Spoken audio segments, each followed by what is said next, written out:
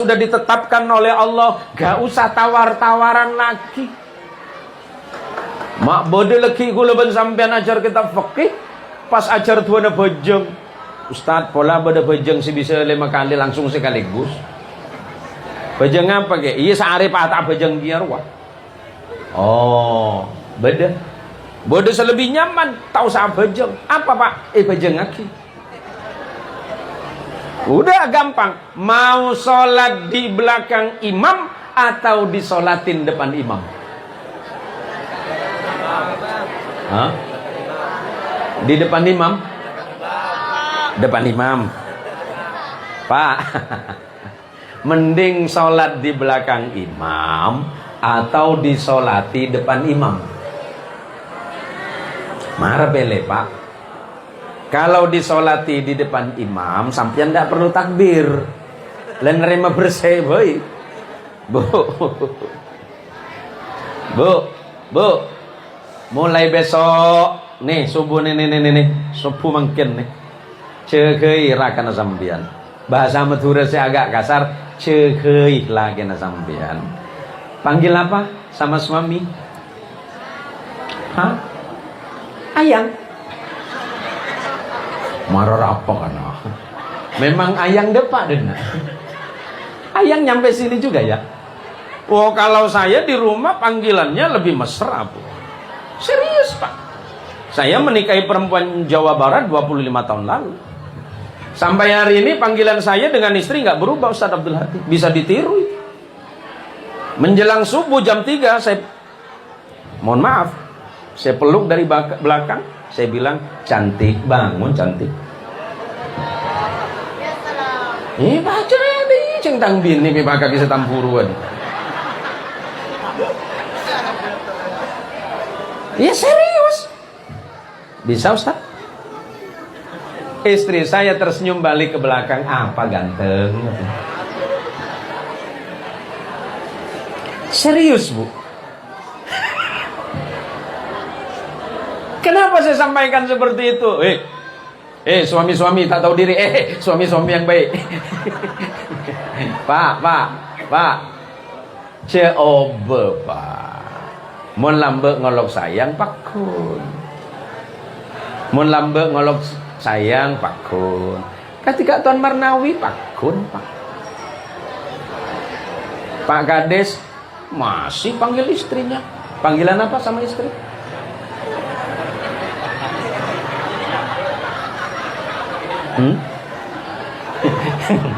Bebek kok. Bebek sebundi makan lu. Arya Pak Kades biasa na Bu. Sen kanan belok kiri Bu. Temu aran Arya. Apal saya. Ini bisa saya bongkar nih Pak Kades. Allahumma sholli ala Muhammad. Karena salat itu akan membentuk manusia yang beriman dan bertakwa kepada Allah. Innal ladzina qalu rabbuna Allah thumma istaqamu tatanazzalu 'alaihimul malaikatu alla takhafu wa la tahzanu wa abshiru bil jannati allati kuntum tu'adun. Orang-orang desa ini yang Allah gambarkan dalam Quran, innal ladzina qalu rabbuna Allah. Para jamaah-jamaah semua yang mengatakan, mengiktikadkan dalam hati dengan sesungguh-sungguhnya, Allah itu adalah Rabbku, Allah itu adalah Tuhanku, Allah itu adalah zat yang menciptakanku, yang menjaga rezekiku, yang menyembuhkan ketika aku sakit, yang memberikan jalan keluar dari persoalan hidup, yang memberikan rezeki sebelum aku meminta sekalipun. Kemudian istiqamah dalam kebaikan, salatnya istiqamah, ibadahnya istiqamah, zikirnya istiqamah, sedekahnya istiqamah, dengan orang lain selalu baik dan istiqamah dalam kebaikan. Sebab banyak orang berbuat baik tapi sulit istiqamah dalam kebaikan. Kita bisa salat berjamaah ke masjid, tapi apakah kita bisa istiqamah berjamaah? Itu yang berat Pak. Orang baik banyak, tapi apakah dia bertahan dalam kebaikan? Contoh paling mudah, Pak Kades. Pak Kades jadi baik, apakah karena warganya baik? Halo Ibu. Kalau Ibu punya tetangga baik, apakah Ibu mau berbuat baik? Mau? Sepakat? Itu standar. Tapi maukah Ibu berbuat baik kepada tetangga Ibu yang berbuat buruk kepada Ibu? Ki gelem. Bada tetangga nak cuba update dok. Buruk hati kata orang Melayu. Nengok tetangga itu tak pernah senyum. Seandainya orang ini sakit, Ibu punya tetangga, Ibu baik, tapi tetangga Ibu buruk. Kira-kira Ibu mau balas apa sama orang itu kalau dia sakit? Kalau tetanggamu sakit, sementara dia selalu berbuat buruk kepadamu, apakah kamu akan balas kebaikan? Encang siapa? Lagi ngeding tetangganya sakit. Siapa sakit nor? Bulat kok. Engkau sakit hati berapa hari? Mangkat kade juga itu. Pak. Pak. Sampean bisa ndak buat baik sama tetangga, tetangganya buruk sama sampean? Bisa? Bisa? Alhamdulillah. Santri, saya doakan mudah-mudahan santri ini jadi orang alim semuanya. Jadi generasi penerus Rasulullah Sallallahu Alaihi Wasallam. Cinta kepada Allah, cinta kepada Rasulullah, cinta kepada guru, cinta kepada orang tua, dan berbuat baik kepada sesama. Ingat nak ya, bahwa salah satu yang pernah disebutkan oleh Imam Syafi'i rahimahullahu ta'ala, ada 4 perkara untuk santri yang saya sampaikan malam ini. Syarat, kata Imam Syafi'i, biar para santri itu mudah mencapai ilmunya Allah, agar kalian mudah memahami ilmunya Allah. Imam Syafi'i umur 7 tahun itu sudah hafid Quran. Orang kaget, oh enggak, sekarang ada namanya Syekh Musa dari Indonesia, umur 7 tahun sudah hafid Quran. Betul. Tapi Imam Syafi'i itu sudah faham dengan tafsir dan takwilnya. Umur 7 tahun. Umur 9 tahun sudah hafal kitab Muwatta, kitab hadis yang ditulis oleh Imam Malik, yang kemudian nanti menjadi gurunya. Jadi Imam Syafi'i punya guru namanya Imam Malik, Malik bin Anas. Malik bin Anas itu punya guru namanya Nafi. Nafi itu generasi tabi'in. Imam Nafi itu punya guru namanya Abdullah bin Umar, yang dikenal sebagai sahabat Nabi yang bernama Abdullah, putra dari sahabat Umar ibn al-Khattab. Abdullah bin Umar itu berguru langsung kepada Rasulullah Muhammad sallallahu alaihi wasallam. Apa kata Imam Syafi'i? Beliau menceritakan tentang ketika beliau itu mulai khawatir tentang hafalannya. Beliau bertemu dengan gurunya yang bernama Imam Waqi'i. Ini untuk santri. Apa kata Imam Syafi'i kepada gurunya? Sakautu Waqi'i bihifdi. Aku pernah curhat kepada guruku yang bernama Imam Waqi'i tentang hafalanku yang lemah. Subhanallah. Padahal Imam Syafi'i itu dikenal sebagai anak muda yang paling luar biasa di dalam hafalan, tapi Imam Syafi'i merasa lemah dalam hafalan. Farsadani, maka kemudian Imam Waqi' memberikan aku petunjuk, bitarkil ma'asi, agar meninggalkan perbuatan maksiat. Maksiat apa? Pertama, maksiat kepada Allah. Para santri, hati-hati. Jangan sedikit pun bermaksiat kepada Allah, sekecil apapun itu maksiat. Yang kedua, maksiatnya kepada Rasulullah sallallahu alaihi wasallam. Kemudian maksiatmu kepada gurumu. Hati-hati. Imam Ibnul Mubarak rahimahullah ta'ala, yang dikenal dengan Abdullah bin Mubarak, pernah menyampaikan tentang akhlak seorang murid kepada gurunya. Siapa gurumu?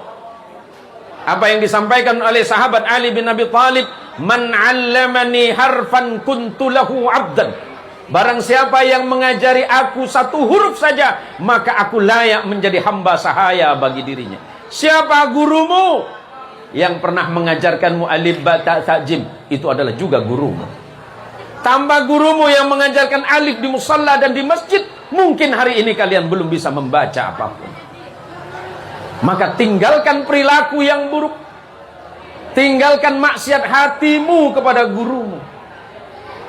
Seperti itulah ulama-ulama salih terdahulu menjaga martabat dirinya, menjaga martabat ilmunya, menjaga akhlak dirinya kepada siapa? Kepada orang yang pernah mendidiknya. Maka oleh karenanya, hal yang paling penting, para anak-anakku sekalian yang dirahmati Allah Subhanahu wa taala, dari sekian apa yang disebutkan oleh Imam Syafi'i, saya titik beratkan hari ini tentang ridho syekh, ridhonya seorang guru terhadapmu. Karena kalian ini adalah santri, tapi insya Allah yang di depan saya juga santri, ibu-ibu juga banyak yang santri. Walaupun kita tidak pernah nyantri di satu pondok pesantren, tapi pernah belajar ilmunya Allah kepada seseorang, maka kita termasuk digolongkan sebagai santrinya. Karena ketika kita belajar ilmu Allah dan guru yang mendidik kita punya keterkaitan langsung nanti kepada Rasulullah sallallahu alaihi wasallam. Contoh yang paling mudah, nih santri Faqihil Muqaddam berguru kepada Habib Taha bin Husin.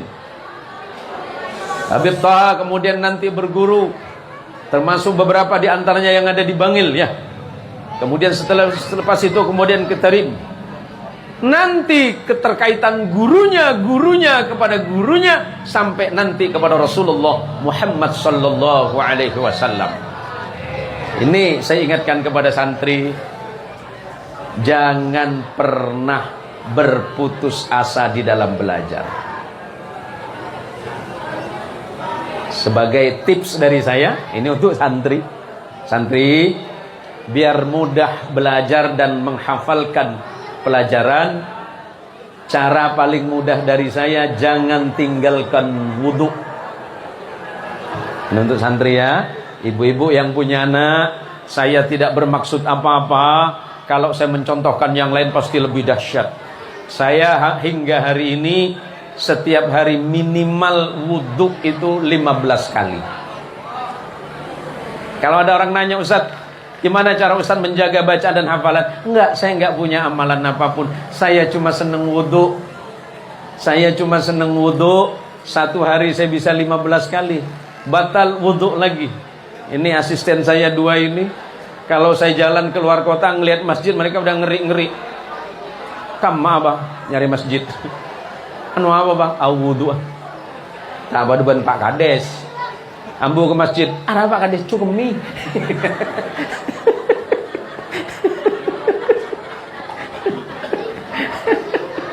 Kita coba kades. Lagi patah salim kan. Allah resiko raja nih Pak Ustaz Abdul Hadi. Ini udah jam berapa udah? Biasanya kalau ceramah di sini rata-rata berapa menit?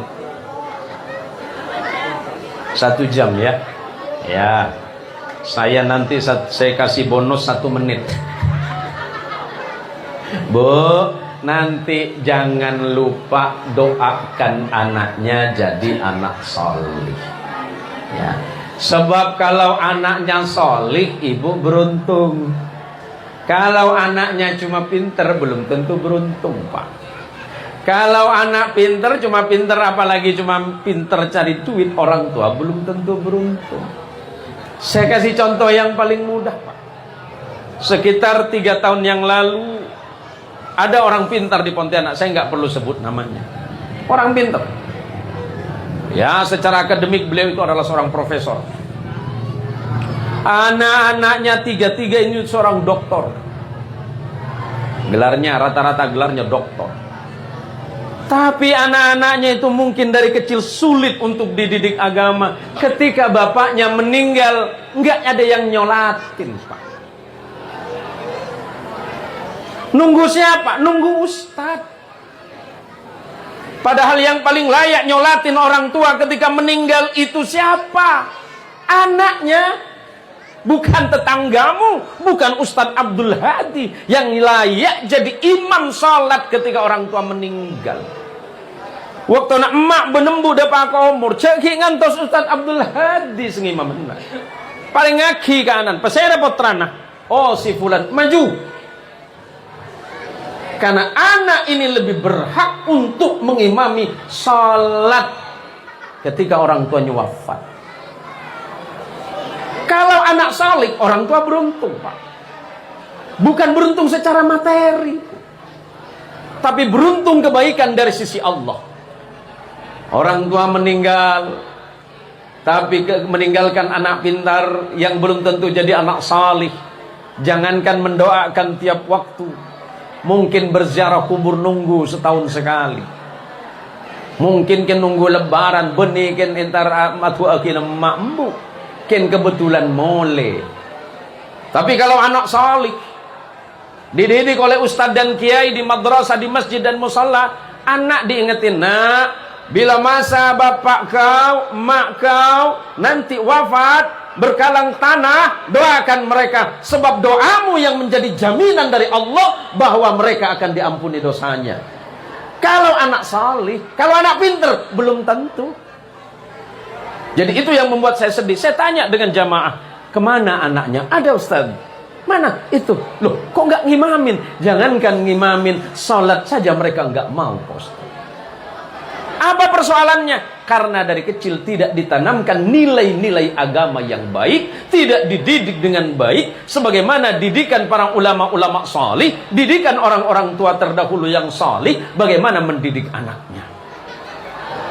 Kita ini sekarang selalu terburu-buru mencari rezeki, tapi tidak pernah terburu-buru mencari siapa yang menciptakan rezeki itu sendiri. Kekayaan hari ini gampang, Pak. Gampang hari ini mau jadi kaya, Pak. Mau banyak uang hari ini mudah, Pak. Tapi apakah ia menjadi jaminan bahwa kebahagiaan itu muncul dari sana? Belum tentu. Kadangkala kita melihat orang yang paling kaya, ternyata dia orang yang paling tidak bahagia. Sementara di samping rumah kita, dia hidupnya paling sederhana. Ternyata kita saksikan, mereka adalah orang yang paling berbahagia. Kenapa? Mereka pandai bersyukur terhadap nikmat Allah. Tidak pernah melihat rezeki itu berapa jumlahnya, tapi bagaimana memilikinya dan kemudian membelanjakan harta dan rezekinya. Campur kebetir bab odi, Pak. Kadang-kadang guluban sampean ini kan keburu todi. Ager lakonnya. Ya karena memang sifat manusia itu kan terburu-buru, Pak. Ager toh. Ku tak pernah tak ager. Saya paling aneh ngajak ngopi. Ngopi kayak idim. Biasa kon siasong. Apa long kempah ngajak ngopi. Ku beda saya tunging. Naku HP kapi. Ya dan seporan, ya dan elong gua tunging. Mat. Jarak 10 cm WA. Mati. Jawab apa dul? Apa repot? Oh mat, kan nyaman. Cek kebele ke kades. Padahal kades setin. Ngajak ngopi, tujuan ngopi silaturahim, biar sama-sama membagi rezeki. Ini malah enggak, Pak. Aduh ngingrik diri edeng. Selebih bahaya mangken teknologi makin canggih, anak-anak makin pintar, bapak banyak diakalin sama anak. Seporana. Karena pada madurana. Kula abah orang pelanggaran sarang direm. Abah Umi dan gula selajin dari turpuk sarang turjan. Wala abah orang turjan berarti ngening ke gula. Atau dari turpuk pada ngening. Yang sebenarnya berarti ki pada gula mak. Ceng pada maturan nama. Anak pelambak gula mi ajar cak coba mak. Gula cak coba kadang bahasa Sunda, kadang-kadang saya bahasa Indonesia, bahasa Madura, bahasa Jawa, bahasa Sunda, bahasa Padang. Kadang saya pakai bahasa Dayak, Pak. Lambe hula belis biar yang coba. Mangkat ke Semarang ban kanci antara mondok. Nyampe di Semarang saya belum paham bahasa Jawa, Bu. Nyampe di sana ditanya sama ibu-ibu, Mas, tiang pundi, Mas? Aduh, kita apa-apaan ditanya ke tiang dia. Ya maksud orang Jawa itu kan orang mana kan gitu kan. Lah saya kan kurang paham. Mas, tiang pundi, Mas? Kan jegula gele, tanya ke tiang kok, Bang. Ya jawab kagak kepala tahu tiang rek. Jawab dia kan jegula, tiang pundi, Mas? Tiang listrik, Bu. Loh enggak kan enggak paham. Lo dikirain ditanyain apa? Rupanya orang mana, Mas? Oh, nggih. Tanya lagi. Dahar, Mas. Oh, mun dahar pade jak Madura kan? Ya, nggih, dahar. Saya tanya lagi. Iwak nopo, Mas?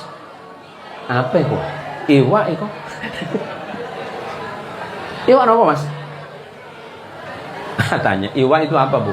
Iwak itu ikan, Mas. Oh, nggih, iwak. Ya iwak apa? Ya iwak ikan, Bu. Pun. Karena gengsi kering jem. Mestinya kalau tanya harga kan, atau biro kalau yang kasar, kalau yang halus kan pinten. Karena kita paham.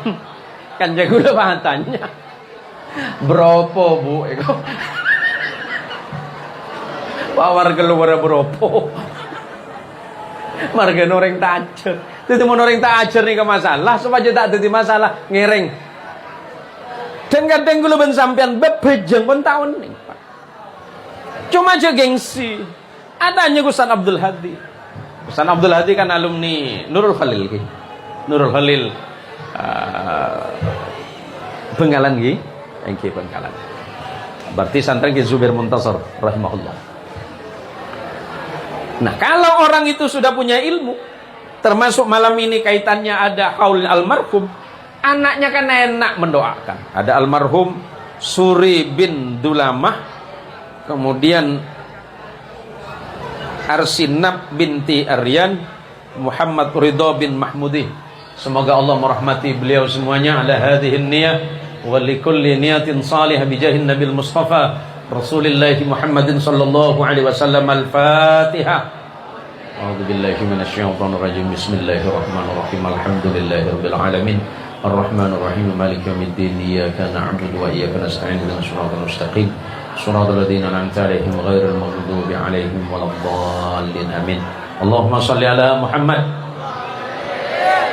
Para jamaah sekalian, para tretan sebutan kolomul jaki.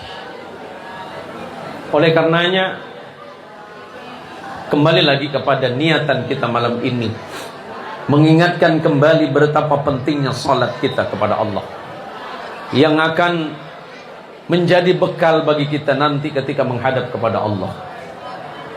Bekal yang paling mahal adalah salat kita. Sujud kita itu menentukan hidup kita. Sujud kita menentukan kematian kita. Bahkan salat kita menentukan nanti kita di surga apakah termasuk golongan ashabul yamin atau ashabus shimal. Apakah nanti di yaumil qiyamah kita termasuk golongan kanan atau malah sebaliknya menjadi orang yang berada di golongan kiri. Jangan pernah mengira bahwa apapun yang kita lakukan hari ini semuanya tidak akan dipertanggungjawabkan di hadapan Allah. Maka sebelum itu menjadi kesia-siaan dan menjadi penyesalan, pelan-pelan. Ustaz, saya bagaimana mungkin mau sholat? Saya ini tidak bisa khusyuk, Ustaz. Sholat dulu, khusyuk mau nyusul. Bagaimana mungkin engkau khusyuk sementara engkau belum sholat? Ada yang ngeluh, Ustaz, gimana mungkin saya mau sholat sementara saya belum baik? Bagaimana mungkin kita baik kalau kita tidak salat? Ada yang bilang, ngapain saya salat, yang penting saya ingat Allah. Mengingat Allah yang paling tepat dan saat yang paling dekat adalah ketika kita salat dan di saat sujud kepada Allah. Bagaimana mungkin di luar salat engkau dekat kepada Allah sementara engkau tidak pernah dekat kepada Allah dalam salat? Ketika engkau mengangkat kedua belah tanganmu Allahu Akbar. Ada pernyataan di dalam hati bahwa memang Allah Rabb Al-Jalil Maha melihatku. Sebagai penutup dari apa yang saya sampaikan, sahabat Ali bin Abi Thalib rahimahullah radhiyallahu taala anhu wa ardah menyatakan, boleh saya minum dulu Pak?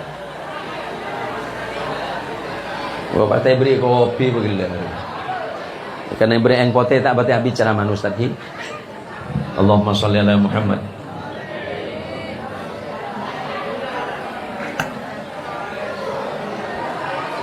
Allahumma shalli ala Muhammad. Takwa yang dimaksud oleh sahabat Ali bin Abi Thalib, syarat takwa pertama kata sahabat Ali, pertama al-khauf bil jalil. Dia harus merasa takut kepada Allah. Bagaimana mungkin kau takwa kepada Allah sementara dalam hatimu tidak tumbuh rasa takut kepada Allah? Kalau engkau sudah merasa takut kepada Allah, ucapanmu dijaga, perbuatanmu dijaga, tindakanmu dijaga. Karena engkau sadar bahwa suatu hari nanti Allah akan mempertanyakan apa yang aku lakukan. Ucapanku ditanya, perbuatanku ditanya, hartaku ditanya, istriku ditanya, anakku ditanya. Maka al-khawf bil jalil, selalu merasa takut kepada Allah, zat yang maha perkasa. Yang kedua, al-imanu bit tanzil, selalu percaya dan mengimani Al-Quran yang Allah turunkan kepada Rasulullah Muhammad sallallahu alaihi wasallam. Sebentar lagi masuk Ramadan, senang-senanglah baca Quran, senang-senanglah membaca Al-Quran, karena Al-Quran insya Allah menjadi penolong kita nanti di yaumil qiyamah. Amin. Dan percaya betul bahwa Al-Quran adalah hukum Allah yang Allah turunkan kepada Rasulullah Muhammad sallallahu alaihi wasallam sebagai petunjuk bagi orang-orang yang bertakwa. Yang nomor 3, ar-ridha bil qalil, selalu merasa puas dan ridho terhadap pemberian Allah walaupun mungkin jumlahnya dan kelihatannya kecil. Ce ampua grunggung palan pesenak sekonik. Bu, kalau suami ngasih uang, ibu bilang apa? Alhamdulillah. Kalau misalnya ibu dikasih uang 100.000 sama suami, bilang apa? Kalau 200.000, tambah meneh 1 juta. Kalau ternyata nggak dikasih,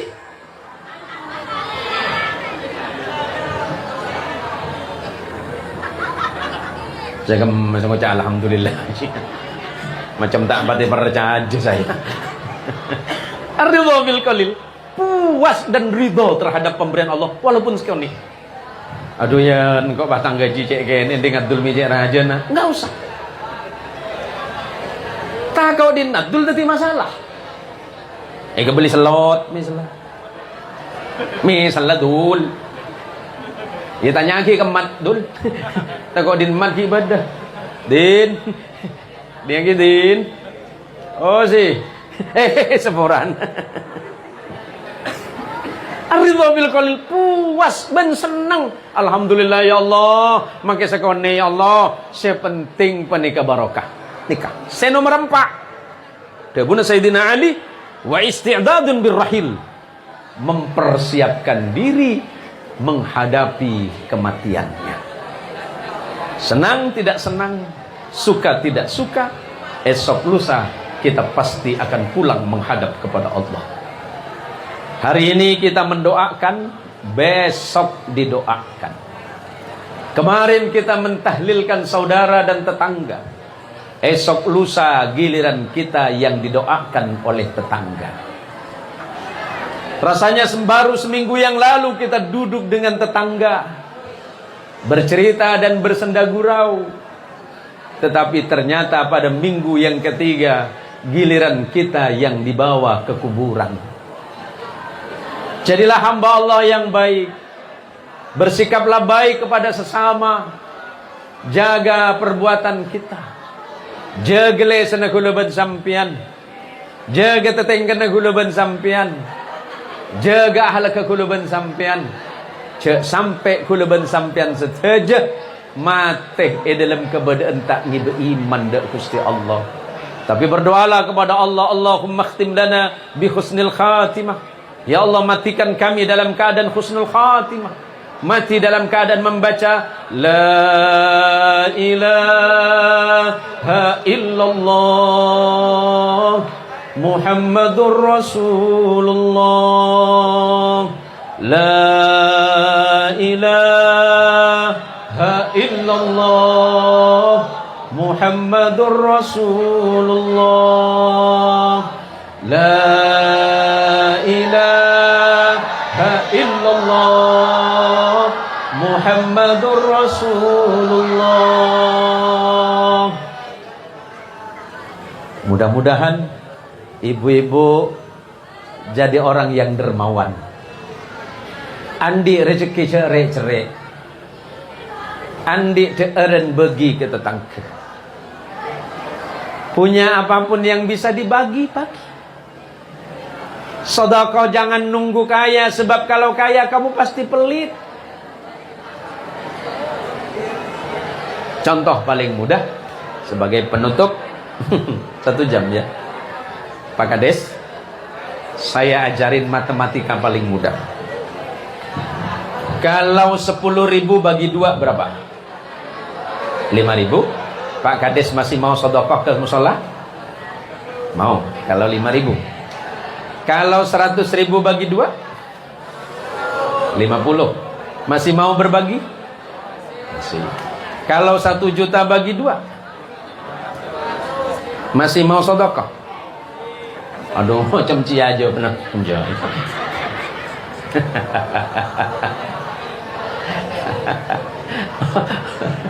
Bu, kalau rambutan, saya pernah kejadian, Bu. Kejadian kulo ceramah ten apa? Kolaman Dorde. Nggih. Saestu kulo niki. Ceramah kulo ten Tugu Padi. Dilalah. Pulangnya saya ditunggu sama ibu-ibu. Assalamualaikum Pak Kiai. Waalaikumsalam. Pripun Bu? Anu Pak Yai, saya pengen sedekah. Oh monggo. Monggo. Sedekah napa? Sedekah rambutan Pak Yai. Oh nggih. Boten napa-napa. Penae rambutan setengah mobil. Wah, ngomong sama ya Allah Ibu, mudah-mudahan sedekahnya ini menjadi sedekah yang datangkan ini dan seterusnya. Pertanyaannya Bu, kok banyak sekali rambutannya untuk saya? Anu Kiai, rambutannya nggak laku.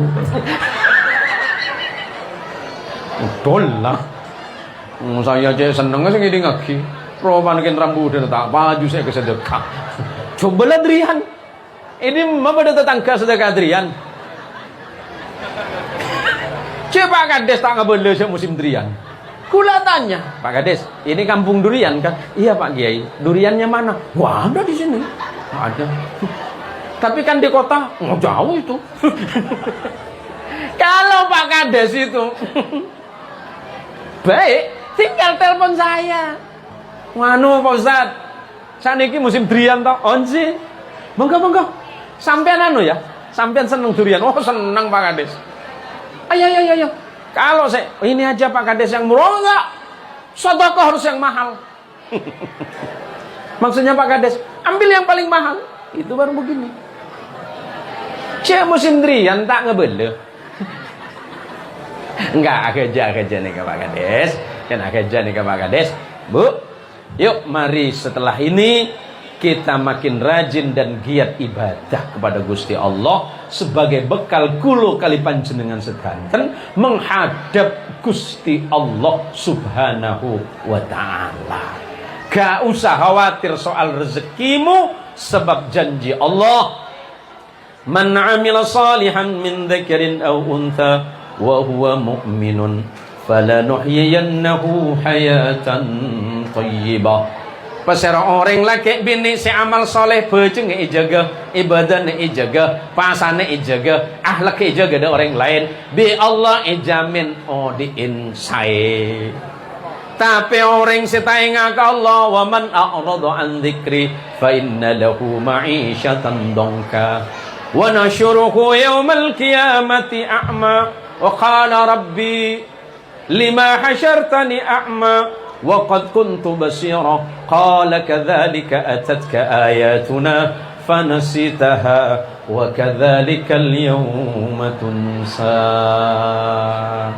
Tapi Allah ngancam wa man na'rada an dzikri pasera orang setak gelem ibadah dak sengkok bajeng tak bajeng ibadah tak ibadah zakat tak zakat pasah tak pasah amal soleh tak amal soleh bajeng mat njo dul bajeng dul laku pada pole nunggu selaku poi minta bajeng setiap mu imam abid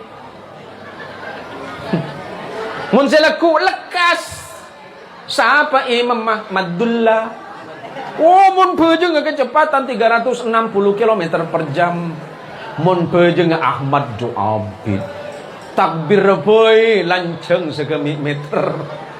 Mun ngeding takbir tako Allahu Akbar. Mun din Madullah kelekas Allahu Akbar. Mau lekas mare roe kok. Tek kuda budi tenawi. Kita kan selekas maring ki. Kita napa nak? Kenapa sepenting cek cangke lu neser seumur sebita ke atas. Oke, tako tapak kena muncul boleh. Oke, ingki semula lawanan ingki santri muda, biasanya ustad muda. Paham gak nih yang di dalam? Paham betul? Tuh paham gitu. Oke, hati-hati kalau sholat ge. Lebih-lebih kalau jenengan jadi imam pelan-pelan. Ya, kalau enggak yang tartil, yang tadwir. Ya, yang terakhir kan hadar. Kalau tartil itu kan yang pelan. Alhamdulillahi rabbil alamin. Tartil kan. Yang tadwir Alhamdulillahi rabbil alamin. Tadwir. Yang hadar Alhamdulillahi rabbil alamin arrahmanir rahim maliki yaumiddin iyyaka na'budu wa iyyaka nasta'in ihdinas siratal mustaqim siratal ladzina an'amta 'alaihim. Amin. Nah, itu tadwir. Mun bisa cak angkui polen neser jemaahna si agak semua sepo. Segan tentu bisa os. Pemator dari batin kaulah orang yang tak bajang dengan Allah sempit odin walaupun rezekinya banyak odin tak gelem tenang. Hadana Allah wa iyyakum ajma'in. Jika benar itu pasti datangnya dari Allah, dan jika itu salah yakinlah bahwa itu karena saya yang awam, saya yang bodoh yang tidak memahami ilmu Allah yang sebenar-benarnya.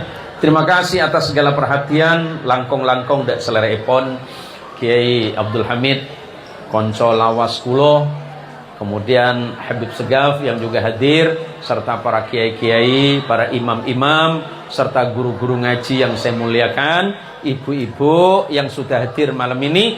Mudah-mudahan hidupnya barokah, ilmunya barokah, rumah tangganya barokah, dan senantiasa mati dalam keadaan husnul khatimah, membaca kalimat la ilaha illallah Muhammadur Rasulullah. Hadanallahu wa iyyakum ajma'in wallahul muwaffiq ila aqwamit thariq. Wassalamu alaikum warahmatullahi wabarakatuh.